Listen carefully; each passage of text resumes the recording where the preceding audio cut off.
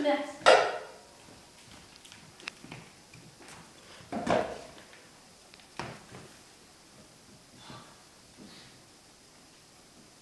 I want to talk to you about life.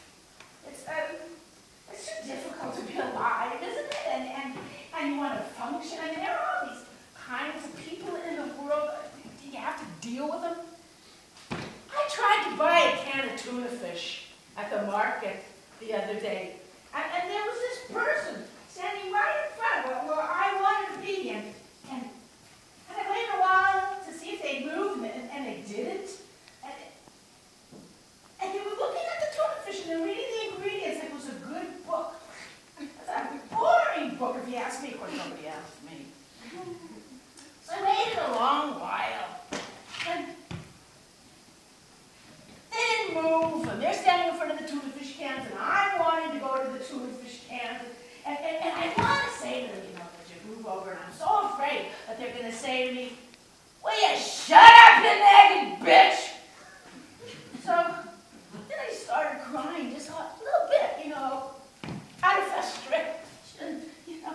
I didn't really want to bother anybody, but I needed to get bothered to get to the goddamn tuna fish cans. So I raised up my fist, and I brought it down real hard on his head. And he fell on the ground. And he just looked really startled. And then this kid started to cry. And then that upset me, and so I said, "Stop crying, you little kid!" And then I was still sobbing too, and they couldn't sense that anything was really wrong, and I needed to get out of there. And so I took a taxi to the Museum of Art because I needed to get away from there, and I needed to see some culture. I said, "Tuna fish."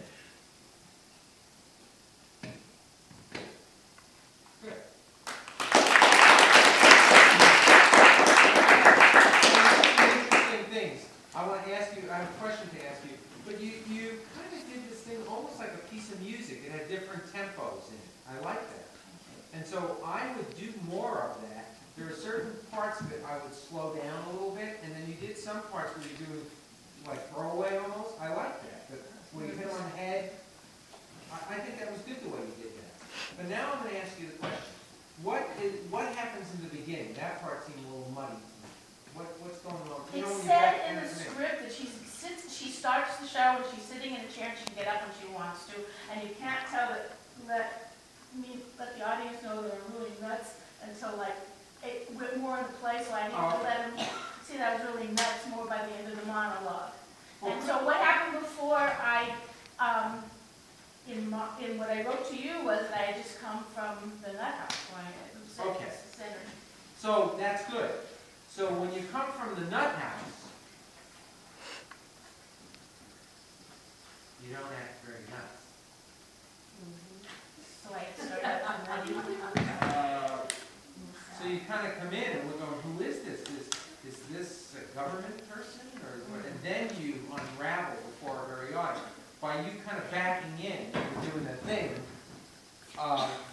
you were just letting us know too soon, I think. I would come in and be nuts, but not be nuts. Be very nuts. Be the guy in Psycho at the very last scene. Remember when he's sitting there and he goes, "Oh, I'm going to show them that I'm not really crazy, and I won't even hurt a fly." And he's sitting there, there's a fly going up his arm after he hacks his mother to death or whatever. Janet Leigh hacks her to death. So you think about that, and then it gives you a place to go. You unravel before our very eyes, and then you pull it back in again, and you're totally cool. You unravel again, and you're totally cool. But I like, you did something very interesting, and I want you to work on it more, where you created, there were tempos. You didn't just do a speech. You did certain things, like the thing about the tuna fish guy was really moving, very physical. Then other parts were very quiet, and then you were looking there, and I thought, oh, that's good. And then, how would you end this? How do you visualize it? I have an idea. I have no idea. No. Sometimes... Well, I leave. You leave. That's exactly right. And you could use some sort of reason to leave. You could look and see... and just go off. Yeah, you could be on something else. You just go off. Or you could just take it and say this thing and say, well, I was gonna